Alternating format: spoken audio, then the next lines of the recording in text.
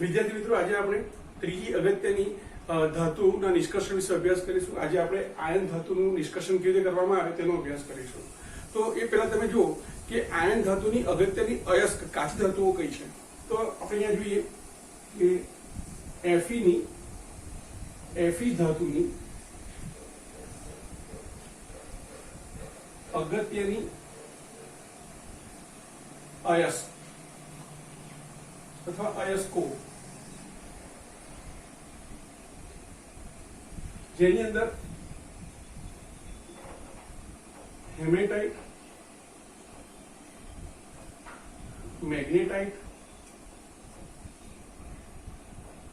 સિડેરાઇટ અને આયર્ન પાયરાઇટ્સનો સમાવેશ થાય છે. આયર્ન પાયરાઇટ્સનો સમાવેશ થાય છે. એના સૂત્રો પણ તમને યાદ રહેવા જોઈએ. હેમેટાઇટ Fe2O3, મેગ્નેટાઇટ Fe3O4, સિડેરાઇટ FeCO3 અને આયર્ન પાયરાઇટ્સ એટલે FeS. બરાબર છે. CBSE ની અંદર આપણી પાસે 4 Fe ની અયસ્કો આપેલી છે. જો એઝ્યુરાઇટનો પણ સમાવેશ થાય, પરંતુ અહીંયા આપણને જે આપી છે એનો આપણે સ્ટડી કરીએ. તો આપણે આજે હેમેટાઇટમાંથી આપણે Fe ધાતુના નિષ્કર્ષણનો અભ્યાસ કરીશું. મિત્રો, Fe2O3 પ્રક્રિયા કરીને આયન ઓક્સાઇડમાં ફેરવાય છે અને આ આયન ઓક્સાઇડ FeO માંથી આપણે તો કે યોગ્ય રિડક્શન કરતા પદાર્થની મદદથી આપણે Fe નું નિષ્કર્ષણ કરી શકીએ અપરિષ્કૃત ધાતુ તરીકે. તો તમે અહીંયા જુઓ તો એલિંગહામ ડાયાગ્રામ તમને જે આપેલો છે,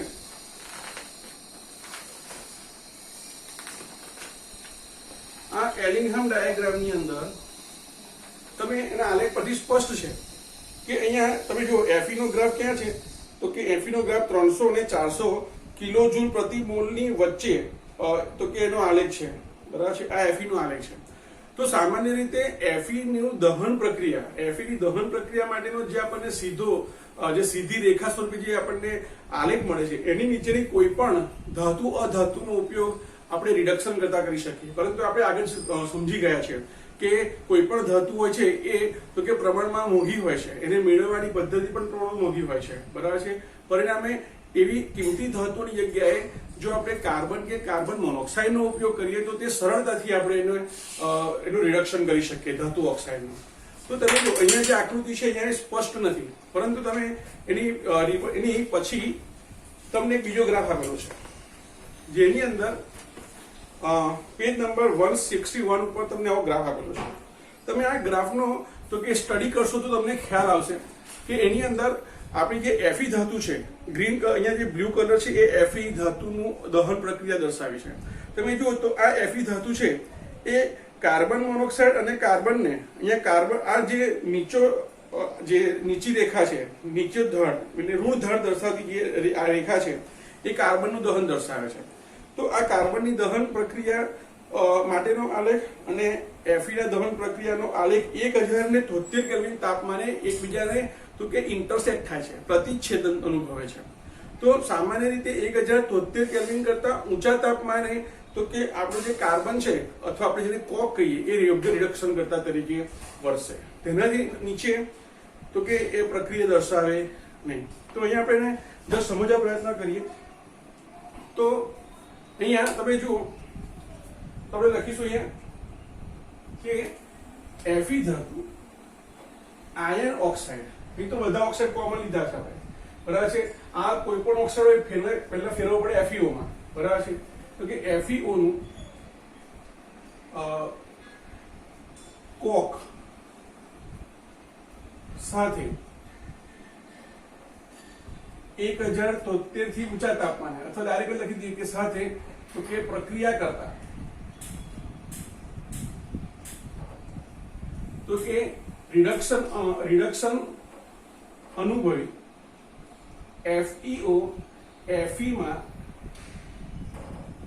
ફેરવાય છે. એટલે તેનું સામાન્ય સમીકરણ નીચે મુજબ દર્શાવી શકાય.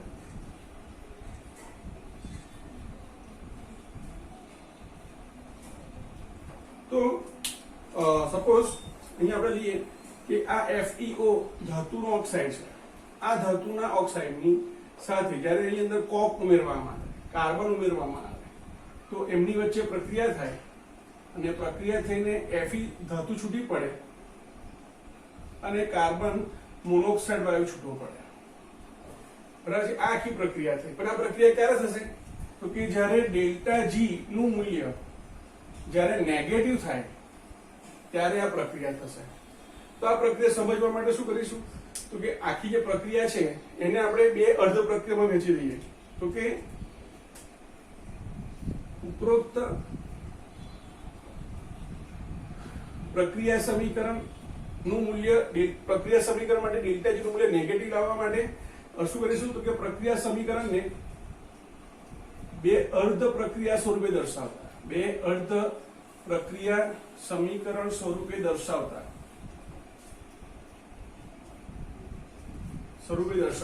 તો શું થશે અહીંયા? કે આ પ્રક્રિયા દરમિયાન શું થાય છે? તો કે જે FeO ધાતુ છે, ધાતુ ઓક્સાઇડ છે, એમાંથી Fe મુક્ત થાય છે અને હાફ O2 એમાંથી છૂટો પડે છે. આ પ્રક્રિયા તમે જો, આ પ્રક્રિયા છે એ વિઘટન પ્રક્રિયા છે. એટલે આ પ્રક્રિયા માટેનો ડેલ્ટા જી કેવો મળે? પોઝિટિવ મળે. તે જ પ્રકારે કાર્બનમાંથી કાર્બન મોનોક્સાઇડ બનવાની પ્રક્રિયા લઈએ તો carbon solid plus half O2 gas gives CO gas. તો આ પ્રક્રિયા ડેલ્ટા જી 0. બરાબર છે? હવે તમે જો આને આપણે શોર્ટમાં લખો તો આ લખી શકીએ કે ડેલ્ટા જીઓ કઈ પ્રક્રિયા થઈ? FeO થી Fe બનવાની પ્રક્રિયા. અને અહીંયા તો કે C માંથી CO બનવાની પ્રક્રિયા છે.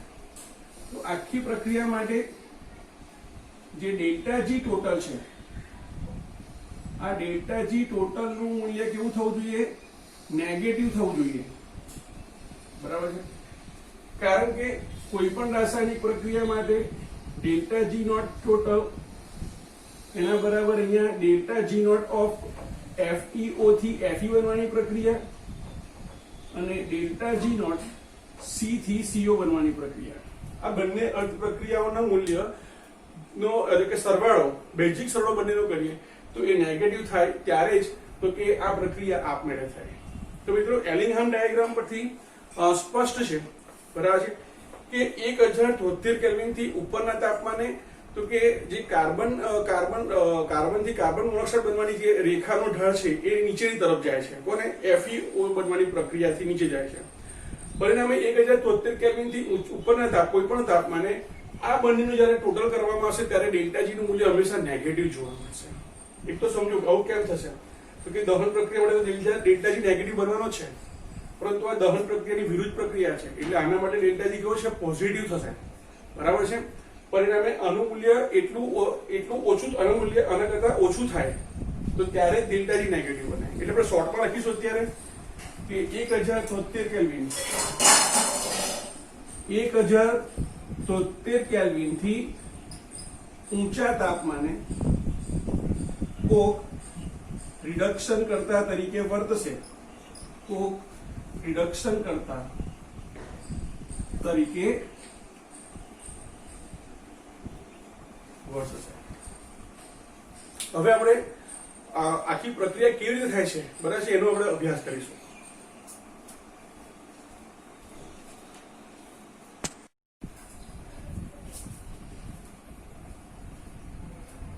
હવે મિત્રો આપણે Fe ધાતુની અયસ્કમાંથી Fe ધાતુનું નિષ્કર્ષણ કરવા માટેની હવે પદ્ધતિ સમજીએ. તો Fe ની ચાહે કોઈ પણ અયસ્ક હોય, ચાહે ઓક્સાઇડ પ્રકારની હોય, ચાહે સલ્ફાઇડ પ્રકારની હોય કે ચાહે હાઇડ્રોક્સાઇડ પ્રકાર કે કાર્બોનેટ પ્રકારની હોય, આ આયન ધાતુની જે અયસ્ક છે સૌપ્રથમ તો એનું સંકેન્દ્રીકરણ કરવું પડે અને વધારાના જે પેલા ગેંગના કણો છે એને દૂર કરવામાં આવે. સંકેન્દ્રિત કર્યા પછીથી તો કે જે ટાઈપની અયસ્ક છે તે ટાઈપ અનુસાર તો કે તેનું કેલ્સિએશન એટલે કે નિસ્તાપન અથવા રોસ્ટિંગ એટલે કે ભૂંજન કરવામાં આવે. જો સલ્ફાઇડ પ્રકારની કાચી ધાતુ હોય તો સંકેન્દ્રીકરણ કરવામાં આપણે ફ્લોટેશન એટલે કે ફિન પ્રવાહન પદ્ધતિનો ઉપયોગ કરવો પડશે અને સંકેતિત કર્યા પછીથી તેનું આપણે તો કે સામાન્ય રીતે આપણે ભૂંજન કરીશું. બરાબર છે?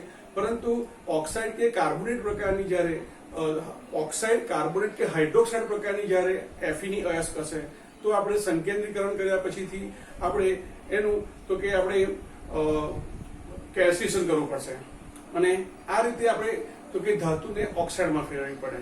હવે અહીંયા ધ્યાન આપજો, આપણે જે હેમેટાઇટ ધાતુ છે, આ હેમેટાઇટ ધાતુની સાથે સાથેની અંદર કોક અને લાઇમસ્ટોન પણ વાતભઠ્ઠીમાં ઉમેરવામાં આવે છે. મિત્રો વાતભઠ્ઠી શું છે? તો કે વાતભઠ્ઠી એ અગ્નિરોધક ઈંટોથી બનેલી તો કે 70 થી 80 મીટરની ઊંચાઈ ધરાવતી એક ફર્નેસ છે, જેમાં નીચેથી ગરમ હવા ફૂંકવામાં આવે છે. હવા ફૂંકવી એટલે બ્લાસ્ટ કરવામાં આવે છે, બરાબર છે? એટલે એને આપણે બ્લાસ્ટ ફર્નેસ તરીકે પણ ઓળખીએ છીએ. આ ગરમ હવાની સાથે અંદર O2 અંદર હવાની સાથે ઓક્સિજન અંદર જાય છે. ઉપરથી તમે જ્યારે કોક ઉમેરો છો ત્યારે તેમની વચ્ચે પ્રક્રિયા થાય, કોક અને ઓક્સિજન વચ્ચે પ્રક્રિયા થાય, દહન પ્રક્રિયા થાય, કાર્બન ડાયોક્સાઇડ વાયુ ઉત્પન્ન થાય અને એની સાથે તો કે ઘણી બધી તો કે ડેલ્ટા H ઉત્પન્ન થશે. અને પરિણામે આપણે જાણીએ છીએ કે દહન પ્રક્રિયા હંમેશા ઉષ્માક્ષેપક પ્રક્રિયા હોય છે અને કાર્બન સાથે ઓક્સિજનના સંપર્કથી તો કે કાર્બન સળગે છે, કાર્બન બળે છે અને એને કારણે તો કે ઉષ્મા ઉત્પન્ન થાય છે. પરિણામે તો કે જે નીચેનું જે તાપમાન જોવા મળે એ તાપમાન તો કે લગભગ 2200 કેલ્વિન જેટલું તાપમાન જોવા મળે છે. એટલે આપણે અહીંયા લખીશું અત્યારે કે ભાઈ અહીંયા 2100 કેલ્વિન, 2170 કેલ્વિન, બુક પ્રમાણે લખીએ તો 2170 કેલ્વિન જેટલું ઊંચું તાપમાન જોવા મળે છે. હવે આ જે ઉષ્મા છે એ ધીમે ધીમે વાતભઠ્ઠીમાં ઉપરની તરફ જાય છે. તે દરમિયાન અહીંયા કોક, હેમેટાઇટ અને લાઇમસ્ટોન છે વારાફરતી અંદર ઉમેરવામાં આવતા હોય, બરાબર છે? અહીંયા જો એક ઘરગડી પ્રકારનું એક પ્લેટફોર્મ હોય અને એની ઉપર સતત તો કે કોક, હેમેટાઇટ, લાઇમસ્ટોન અંદર ઉમેરાતો જતો હોય. આપણો જે આ કોક છે એ પાછો અંદર આવશે અને આ અહીંથી ઉત્પન્ન થતી જે ઉષ્મા છે, બરાબર છે, અને ઓક્સિજન છે એની સાથે ફરી સંપર્કમાં આવશે. એને કારણે આપણો જે કાર્બન છે ઉપરથી આવતો, આ કાર્બન ડાયોક્સાઇડ સાથે પ્રક્રિયા કરશે અને કાર્બન ડાયોક્સાઇડ સાથે પ્રક્રિયા કરીને કાર્બન મોનોક્સાઇડ વાયુ બનાવશે. મિત્રો અહીંયા કાર્બન અને કાર્બન ડાયોક્સાઇડ વચ્ચે પ્રક્રિયા થાય છે. આ પ્રક્રિયા એ ઉષ્મા શોષક પ્રક્રિયા છે. એટલે આના માટે આપણને ડેલ્ટા H કેવો મળશે? પોઝિટિવ મળશે. પરંતુ અહીંયા કાર્બનની દહન પ્રક્રિયાથી ઉત્પન્ન થતી ઉષ્મા એટલી બધી વધારે હોય છે જેને કારણે આ ઉષ્મા શોષક પ્રક્રિયાનું મૂલ્ય બહુ નેગ્લિજિબલ હોય છે. હા, પરંતુ તેને કારણે તો કે તાપમાનમાં ઘટાડો થશે. ટૂંકમાં આખી પ્રક્રિયા આપણે આ રીતે દર્શાવીએ તો અહીંયા આપણને જે ડેલ્ટા H મળશે, આ ડેલ્ટા H નું મૂલ્ય પણ નેગેટિવ જ જોવા મળશે. એટલે કે અહીંયા પણ ઉષ્માક્ષેપક પ્રક્રિયા જેવું જ આપણને જોવા મળશે અને એને કારણે અહીંયા જે તાપમાન છે એ તાપમાન ઘટી જશે અને અહીંનું તાપમાન લગભગ 1870 કેલ્વિનની આજુબાજુ જોવા મળશે. મિત્રો જેમ જેમ તમે ઉપર જશો તેમ તેમ આ જે તાપમાન છે તાપમાન ઘટતું જશે. દાખલા તરીકે તમે હજુ ઊંચાઈ પર જશો ત્યારે એનું તાપમાન 1570 કેલ્વિન તાપમાન થશે. એનાથી તમે ઉપર જશો તો એનું તાપમાન 1070 કેલ્વિન થશે. એનાથી ઉપર તો કે 500 થી 900 કેલ્વિન સુધીનું આપણને તાપમાન અહીંયા જોવા મળે છે. ટૂંકમાં એમ કહી શકાય કે વાતભઠ્ઠીની અંદર જુદી જુદી ઊંચાઈ તાપમાન છે એનું મૂલ્ય સતત બદલાતું જાય છે અને પરિણામે તેમાં થતી રાસાયણિક પ્રક્રિયાઓ પણ જુદી જુદી જોવા મળે છે. હવે તમે જુઓ અહીંયા જે કાર્બન મોનોક્સાઇડ અને કાર્બન ડાયોક્સાઇડ ઉત્પન્ન થાય છે, અંતમાં તે કાર્બન ડાયોક્સાઇડમાં જ ફેરવાશે. ટૂંકમાં અહીંયાથી કાર્બન મોનોક્સાઇડ અને કાર્બન ડાયોક્સાઇડ એ તો કે વાતાવરણમાં મુક્ત કરવામાં આવે છે, બરાબર છે? હવે આ વાતભઠ્ઠીમાં થતી બધી જ પ્રક્રિયાઓને આપણે અહીંયા લખીશું. તો હવે આ ધ્યાન આપો, વાતભઠ્ઠીના સૌથી નીચેના જે તળિયું છે એમાં જે પ્રક્રિયા થાય છે, બરાબર છે, એની અંદર દહન પ્રક્રિયા થાય છે. માટે આ જે ઝોન છે એને કમ્બશન ઝોન અથવા દહન ભાગ તરીકે એને ઓળખવામાં આવે છે. એટલે સૌથી નીચેનો ભાગ છે. સામાન્ય રીતે વાતભઠ્ઠીમાં થતી પ્રક્રિયાઓને 4 ઝોનમાં વહેંચી શકાય. હવે આપણે શું કરીશું તો કે ઉપરથી આપણે પ્રક્રિયાને સમજવા માટે પ્રયત્ન કરીએ. વાતભઠ્ઠીમાં ઉપરથી પ્રક્રિયાઓ કેવી રીતે થાય છે તેને સમજવા માટે પ્રયત્ન કરીએ. તો સામાન્ય રીતે વાતભઠ્ઠીનું સૌથી ઉપરનું તાપમાન 500 કેલ્વિનની આસપાસ 500 કેલ્વિનની આસપાસનું હોય છે.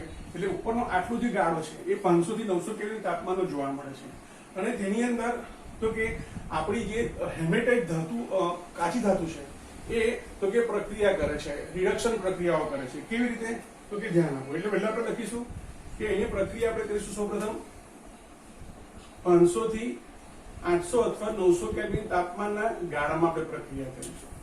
તો સામાન્ય રીતે આ દરમિયાન જે હેમેટાઇટ છે, હેમેટાઇટ એટલે શું છે? Fe2O3 છે.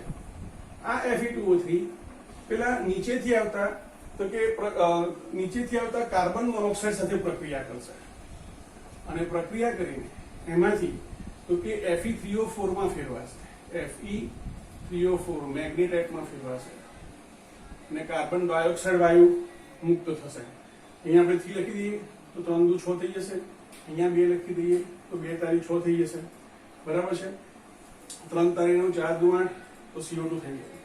હવે ફરીથી પાછો આ જ Fe3O4 તો કે 500 થી 900 કેલ્વિન તાપમાનના ગાળામાં ફરીથી પાછું રિડક્શન પ્રક્રિયા અનુભવશે. એટલે કે આ Fe3O4 છે એ કાર્બન મોનોક્સાઇડ સાથે પ્રક્રિયા કરશે અને એમાંથી એ પોતે આયન ઓક્સાઇડમાં ફેરવાશે અને કાર્બન ડાયોક્સાઇડ વાયુ મુક્ત થશે. બેલેન્સ તમે તમારી રીતે કરી લેજો. બરાબર, ધારો કે અહીંયા 3 Fe છે તો અહીંયા Fe આપણે 3 લખી દીધા, બરાબર છે. અહીંયા ઓક્સિજન 4 છે તો અહીંયા 3 વપરાઈ ગયા, બાકીના તો કે 4 ને 1 5, અહીંયા આપણે 2 લખી દો, અહીંયા 2 લખી દો, બરાબર. ત્યાર પછીથી તો કે આ Fe2O3 છે, આ Fe2O3 સીધી જ પ્રક્રિયા કરે. આ Fe2O3 જો કાર્બન સાથે પ્રક્રિયા કરશે તો પણ એ પ્રક્રિયા કરીને એમાંથી FeO માં ફેરવાશે અને આપણને કાર્બન મોનોક્સાઇડ FeO મળશે. તો અહીંયા આખી જે પ્રક્રિયા છે, પ્રક્રિયા કેવી પ્રક્રિયા છે તો કે અહીંયા પ્રક્રિયા દરમિયાન રિડક્શન થાય છે. Fe2+ થી Fe3+ માં થયું, Fe3+ માંથી પાછું Fe2+ થાય છે. એટલે અહીંયા Fe બે ટાઈપમાં જોવા મળશે, FeO અને Fe2O3 ના ફોર્મમાં જોવા મળશે, બરાબર. આ પ્રક્રિયા દહન પ્રક્રિયા છે. તો 500 થી 900 કેલ્વિન તાપમાન વચ્ચે આ પ્રક્રિયા થશે, બરાબર છે. સાથે સાથે મિત્રો અહીંયા આપણે જે લાઇમસ્ટોન નાખીએ છીએ, કેલ્શિયમ કાર્બોનેટ નાખીએ છીએ, આ કેલ્શિયમ કાર્બોનેટ પોતે પણ વિઘટન અનુભવશે. એટલે આ તાપમાનના ગાળામાં આપણે લખીશું કે CaCO3 છે, બરાબર છે, એ વિઘટન અનુભવશે અને કેલ્શિયમ ઓક્સાઇડ અને કાર્બન ડાયોક્સાઇડમાં ફેરવાશે, બરાબર છે. તો અહીંયા પ્રક્રિયા દરમિયાન શું થશે તો કે જે CaCO3 છે એમાંથી કેલ્શિયમ ઓક્સાઇડ બનશે અને કાર્બન ડાયોક્સાઇડ ગેસ બનશે. હજુ પ્રક્રિયા અહીંયા અટકી નથી. હવે આ જે આયન ઓક્સાઇડ છે એ આયન ઓક્સાઇડ ધીમે ધીમે નીચે ઉતરશે. એટલે તમે જુઓ અહીંયા આપણે 900 થી 1200 કેલ્વિન વચ્ચેનો, 900 થી આપણે સીધું જ લઈએ, 900 થી 1200 કેલ્વિન વચ્ચેનો તાપમાનનો ગાળો લઈએ તો,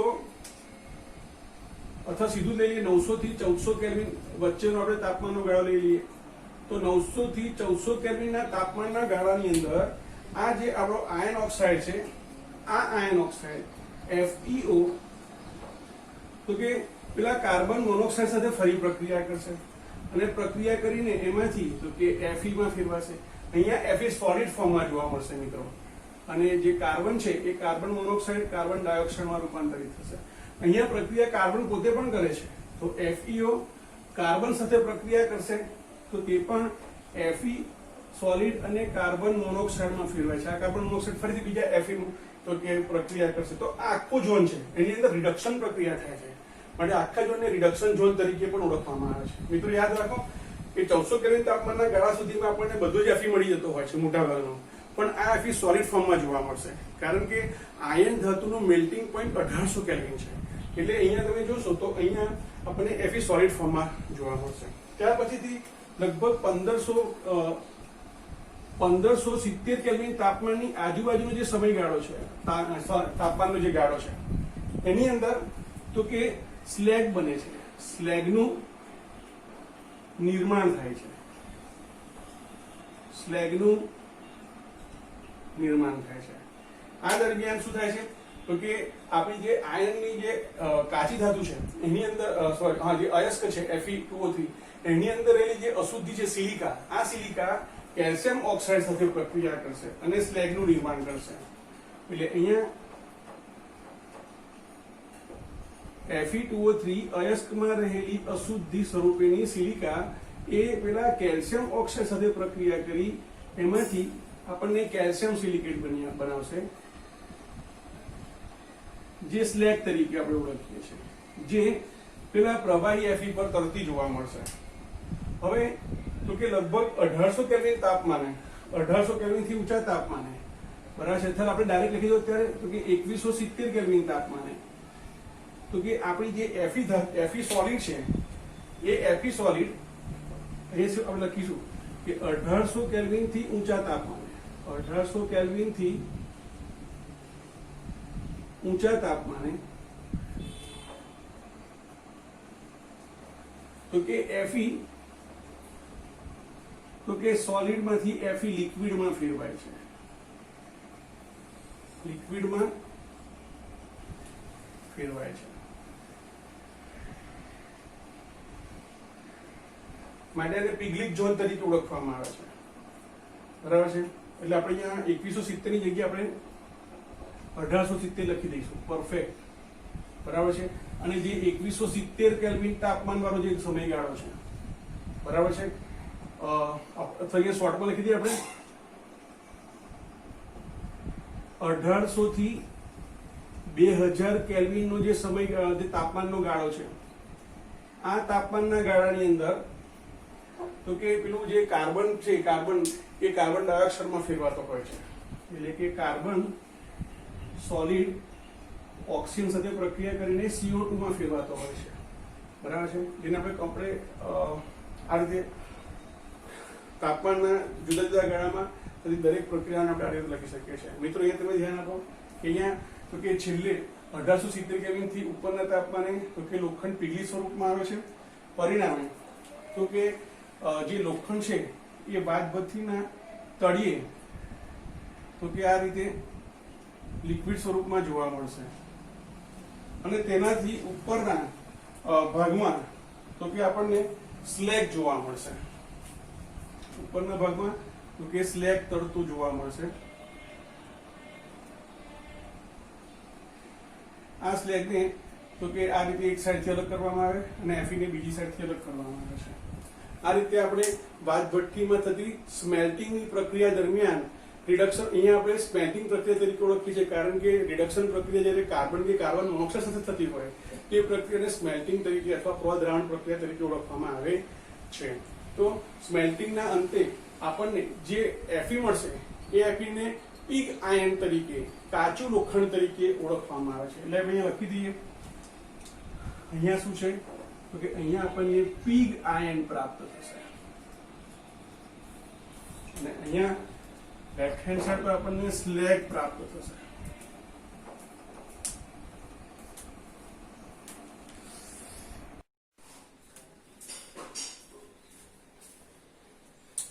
મિત્રો હવે આપણે લોખંડના પ્રકાર વિશે અભ્યાસ કરીએ. આપણે જોયું કે વાજભઠ્ઠીમાંથી જે પ્રવાહી લોખંડ મળે છે જેને ઠારવામાં આવે છે જે પિગ આયન તરીકે ઓળખાય છે, જેમાં 4% કાર્બન અને થોડા પ્રમાણમાં અશુદ્ધિ રહેલી જોવા મળે છે. ફોસ્ફરસ, સિલિકોન, મેંગેનીઝ વગેરેની થોડી અલ્પ પ્રમાણમાં અશુદ્ધિ જોવા મળે છે.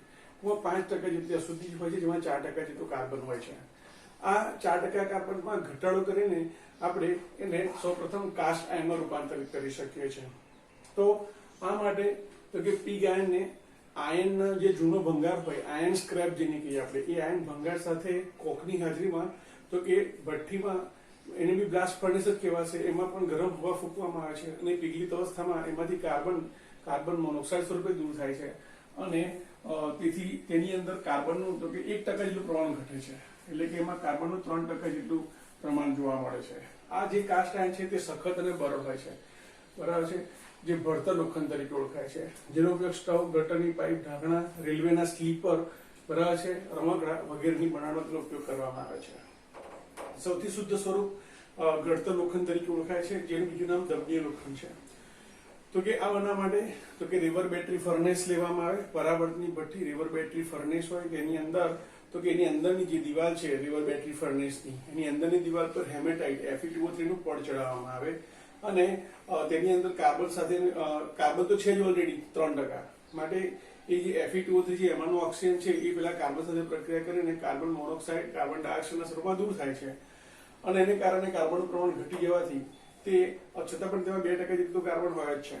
તે ઘડતર લોખંડ તરીકે ઓળખાય છે, જેનો ઉપયોગ તાર, બોટ, સાંકળ, જે દરિયાઈ જહાજ, જે શીપ હોય છે, હોડી હોય, બોટ, મોટી હોડી, બરાબર છે, એના લંગર બનાવવા માટે અને ખેતીવાડીના સાધનો બનાવવા માટે તેનો ઉપયોગ થાય છે. મિત્રો સ્ટીલ, બરાબર છે, જેની અંદર કાર્બનનું પ્રમાણ હજુ પણ ઓછું કરવામાં આવે છે અને તેની અંદર તમે જેવા ગુણધર્મો ઉત્પન્ન કરવા ઈચ્છો છો તેવા ઇચ્છનીય ગુણધર્મો ધરાવતું સ્ટીલ બનાવી શકાય છે. આ માટે જુદી જુદી ધાતુનો ઉપયોગ કરવામાં આવે છે. દાખલા તરીકે નિકલ ધાતુ ઉમેરીને જે સ્ટીલ બને છે તે નિકલ સ્ટીલ તરીકે ઓળખાય છે. ક્રોમિયમ ધાતુ ઉમેરીને જે સ્ટીલ બને છે તે ક્રોમિયમ સ્ટીલ કહે છે. અને છેલ્લે સ્ટેનલેસ સ્ટીલ છે, બરાબર, જેમાં જુદી જુદી 3 ધાતુઓનું મિશ્રણ જોવા મળે છે લોખંડની અંદર, બરાબર છે. તો નિકલનું જે સ્ટીલ છે એ બહુ જ મજબૂત જોવા મળે છે. સાથે સાથે એની ઉષ્માની પણ એની પર બહુ ખાસ અસર થતી નથી. માટે જ તેના ઉપયોગ દોરડા, કેબલ એટલે બહુ મોટા જાડા દોરડા આવે. સપોઝ લિફ્ટ છે, લિફ્ટને ઉંચકવા માટે જે દોરડું હોય, રોપવેમાં જે દોરડાનો ઉપયોગ થતો હોય લોખંડના, બરાબર છે, એને કેબલ કહેવાય. એટલે કેવા મજબૂત દ્રઢતા ધરાવતા કેબલ બનાવવા માટે ઓટોમોબાઈલ ઇન્ડસ્ટ્રીની અંદર એરોપ્લેનના કેટલાક પાર્ટ્સ બનાવવા માટે, પાછા હલકું પણ જોઈએ માટે એરોપ્લેનના કેટલાક પાર્ટ્સ કે જેની પર તાપમાનની અસર ઓછી થાય તેવા પાર્ટ્સ બનાવવા માટે તેનો ઉપયોગ કરવામાં આવે. હવે તો લોલકનો ઉપયોગ રહ્યો નથી ખાસ, બરાબર છે. પહેલા ઘડિયાળો લોલકથી ચાલતા હતા, તો એ લોલક બનાવવા માટે તથા જે મેઝર ટેપ આવે છે એ મેઝર ટેપના નિર્માણમાં પણ આ સ્ટીલનો ઉપયોગ કરવામાં આવે છે. ક્રોમિયમ પ્રકારનું જે સ્ટીલ છે, ક્રોમિયમ પ્રકારનું સ્ટીલ, તો તે સામાન્ય રીતે એ પણ એટલું બધું મજબૂત છે કે તેનો ઉપયોગ ક્રશર તરીકે, બરાબર છે, પથ્થરને તોડવા માટે, તમારા ઘરમાં જે મિક્સર કે ઘરઘંટી છે એની અંદરની જે બ્લેડ છે, બરાબર છે, એ તો કે દળવાના તથા કાપવાના યંત્રોમાં એનો ઉપયોગ કરવામાં આવે છે. આરસીસીનું સીલિંગ હોય, બરાબર છે, અને એને તોડવું હોય તેના માટે ક્રશર અથવા કટર જોઈએ.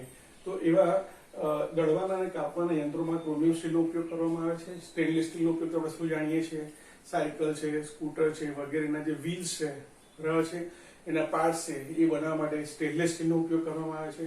આપણા ઘરની અંદર નિયમિત જે રસોડાના વાસણો છે એ પણ સ્ટેનલેસ સ્ટીલના હોય છે. શબ્દ સમજાવે છે કે એવું સ્ટીલ કે જેની પર ડાઘા ના પડે, સ્ટેનલેસ સ્ટીલ, ડાઘા ન પડે તેવું સ્ટીલ સ્ટેનલેસ સ્ટીલ તરીકે ઓળખાય, જે ઓટોમોબાઈલ ઇન્ડસ્ટ્રી અને ઘર વપરાશના વાસણો બનાવવા માટે. તમે જે પેનથી લખો છો એની ઉપરની જે લીડ છે નાની, બરાબર છે, એ લીડ બનાવવા માટે પણ સ્ટેનલેસ સ્ટીલનો ઉપયોગ કરવામાં આવે છે. એના પછીથી ચોથી ધાતુ ઝીંક ધાતુ. તો આપણે શું જાણીએ છીએ કે ઝીંક ધાતુ છે એની અયસ્કો, અગત્યની અયસ્કમાં કોનો સમાવેશ થાય તો કે ઝિંકાઇટ એટલે કે ઝિંક ઓક્સાઇડ, કેલેમાઇટ એટલે કે ઝિંક કાર્બોનેટ, ઝિંક બ્લેન્ડ એટલે ZnS. આ બધી જુદી જુદી ઝીંકની અયસ્કો કાચી ધાતુઓ છે. કોઈમાંથી પણ ઝીંક ધાતુનું નિષ્કર્ષણ કરી શકાય, પરંતુ સૌપ્રથમ આપણે શું કરવું પડે, સંકેન્દ્રીકરણ કરવું પડે. જો સલ્ફાઇડ પ્રકારની કાચી ધાતુ હોય તો ખાસ કરીને આપણે ફિલ્મ પ્લોન પદ્ધતિથી સંકેન્દ્રીકરણ કરવું પડે, અને બાકીની છે એને જલીય પ્રક્ષાલન કરીને આપણે એમાંની અશુદ્ધિને આપણે દૂર કરતા હોઈએ છીએ.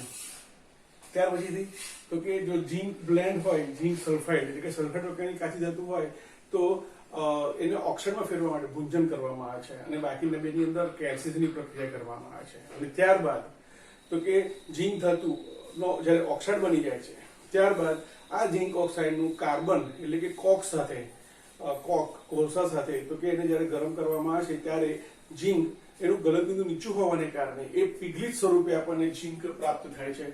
આ પીગલિત ઝીંકને જ્યારે ચોસલા સ્વરૂપે એને જ્યારે ઠારવામાં આવે છે, બરાબર છે, તો વ્યાપારી ધોરણે આ ચોસલા છે સ્પેલ્ટનના નામથી ઓળખાય છે. આ ખાસ યાદ રાખવાનું છે. અને હજુ પણ ઝીંકને વધુ શુદ્ધ કરવું હોય તો વિદ્યુત વિભાજન પદ્ધતિ વડે આપણે તેનું શુદ્ધિકરણ કરીએ છીએ. સામાન્ય રીતે આપણે જાણીએ છીએ કે અહીં જે ઝીંકનો સળિયો છે એ અપરિષ્કૃત છે, એટલે કે અશુદ્ધિ ધરાવતો ઝીંકનો સળિયો છે, જેને આપણે વિદ્યુત વિભાજન કોષમાં એનોડ તરીકે લઈએ છીએ. શુદ્ધ ઝીંકના સળિયાને કેથોડ તરીકે લઈએ છીએ, અને ઝીંક સલ્ફેટનું જલીય દ્રાવણ વિદ્યુત વિભાજન તરીકે લઈને વિદ્યુત વિભાજન કરતા આપણને અતિ શુદ્ધ ઝીંક પ્રાપ્ત થાય છે. મિત્રો, આ સાથે આપણું ચેપ્ટર અહીંયા પૂરું થાય છે. સ્વાધ્યાય તમારી રીતે જોઈ લેજો. આમાં લખાણ સંબંધી પ્રશ્નો પણ થોડા રહી ગયા છે, એ તો જાતે સોલ્વ કરી નાખજો, બહુ ઇઝી હોય છે, બરાબર છે. આ સાથે આપણે ચેપ્ટર નંબર 6 પૂરું કરીએ છીએ.